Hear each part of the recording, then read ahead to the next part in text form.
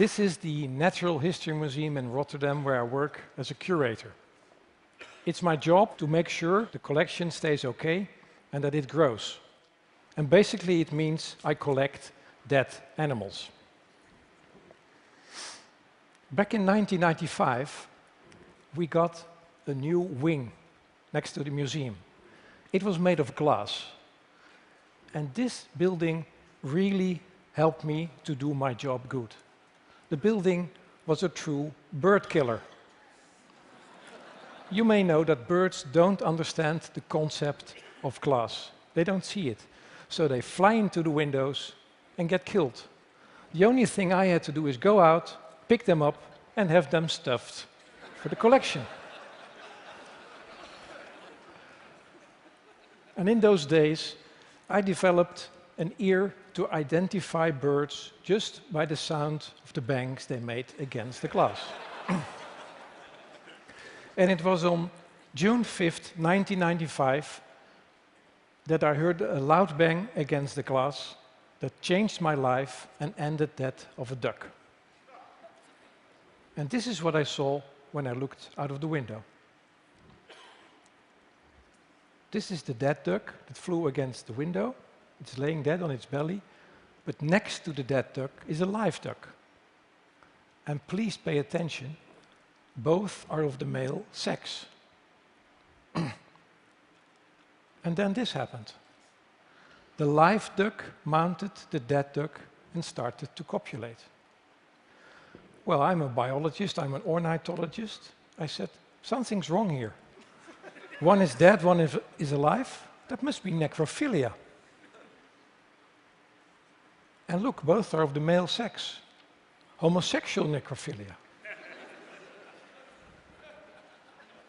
So I took my camera, took my notebook, took a chair, and started to observe this behavior. After 75 minutes, I'd seen enough, and I got hungry, and I wanted to go home. So I went out, collected the duck, and before I put it in the freezer, I checked if the victim was indeed of the male sex. And here's a rare picture of a duck's penis. So it was indeed of the male sex. It's a rare picture because there are 10,000 species of birds and only 300 possess a penis. I knew I'd seen something special, but it took me 6 years to decide to publish it. I mean, it's a nice topic for a birthday party or at the coffee machine, but to share this among your peers is something different. I didn't have the framework. So after 6 years, my friends and colleagues urged me to publish. So I published the first case of homosexual necrophilia in the mallard. And here's the situation again. A is my office, B is the place where the duck hit the glass, and C is from where I watched it. And here are the ducks again. As you probably know in science, when you write a kind of special paper, only 6 or 7 people read it.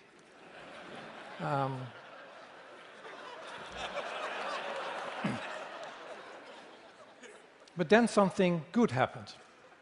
I got a phone call from a person called Mark Abrahams. And he told me, "You won a prize with your duck paper, the Ig Nobel Prize." And the Ig Nobel Prize, the Ig Nobel Prize honors research that first make people laugh and then make them think, with the ultimate goal to make more people interested in science. That's a good thing, so I accepted the prize. Let me remind you that Mark Abrams didn't call me from Stockholm, he called me from Cambridge, Massachusetts. So I traveled to Boston, to Cambridge, and I went to this wonderful Ig Nobel Prize ceremony held at Harvard University. And this ceremony is a very nice experience. Real Nobel laureates hand you the prize. That's the first thing. And there are 9 other winners who get prizes. Here's one of my fellow winners. That's Charles Paxton, who won the 2000 biology prize for his paper, Courtship Behavior of Ostriches Towards Humans Under Farming Conditions in Britain. And I think there's 1 or 2 more Ig Nobel Prize winners in this room. Dan, where are you, Dan Ariely? Applause for Dan. Dan won his prize in medicine for demonstrating that high-priced fake medicine works better than low-priced fake medicine. So here's my 1 minute of fame, my acceptance speech. And here's the duck. This is its first time on the US West Coast. I'm going to pass it around.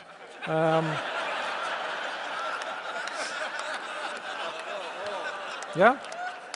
You can pass it around. Please note, it's a museum specimen, but there's no chance you get the avian flu. After winning this prize, my life changed. In the first place, people started to send me all kinds of duck-related things. And I got a real nice collection. But more importantly,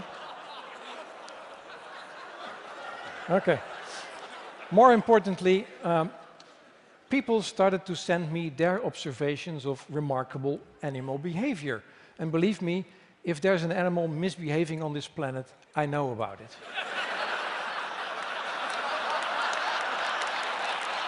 This is a moose. It's a moose trying to copulate with a bronze statue of a bison. This is in Montana, 2008. This is a frog that tries to copulate with a goldfish. This is the Netherlands, 2011. These are cane toads in Australia. This is a roadkill. Please note that this is necrophilia. It's remarkable, but the position, the missionary position, is very rare in the animal kingdom. These are pigeons in Rotterdam.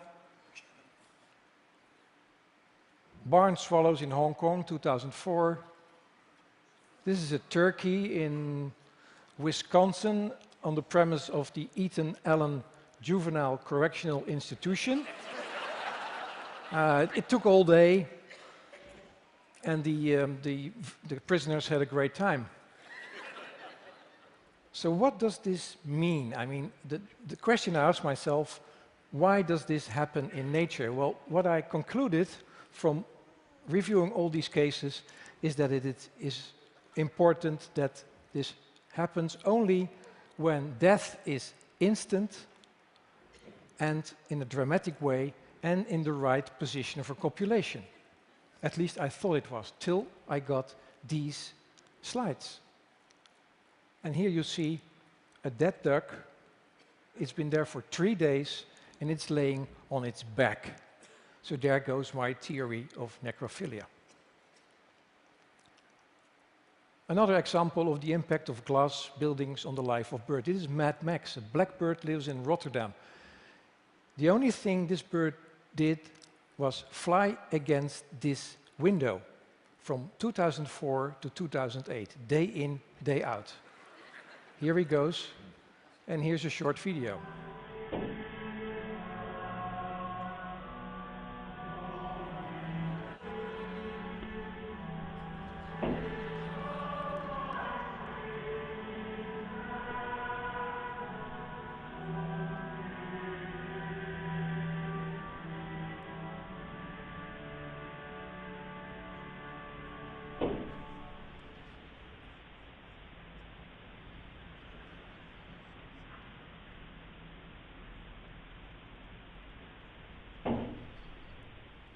So what this bird does is fighting his own image.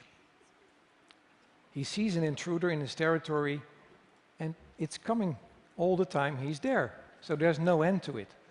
And I thought, in the beginning, I studied this bird for a couple of years, that, well, shouldn't the brain of this bird be damaged? It's not. I show you here some slides, some frames from the video, and at the last moment before he hits the glass, he puts his feet in front, and then he bangs against the glass. So I'll conclude to invite you all to Dead Duck Day. That's on June 5th every year at 5 minutes to 6 in the afternoon.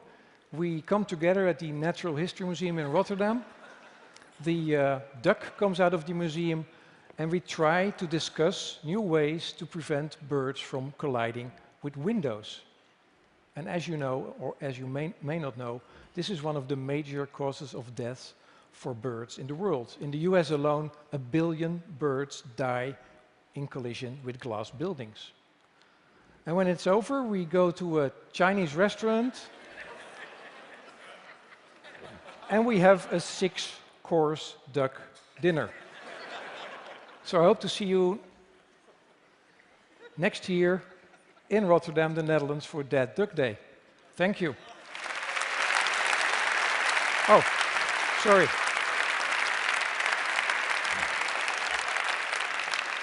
May I have my duck back, please? Thank you.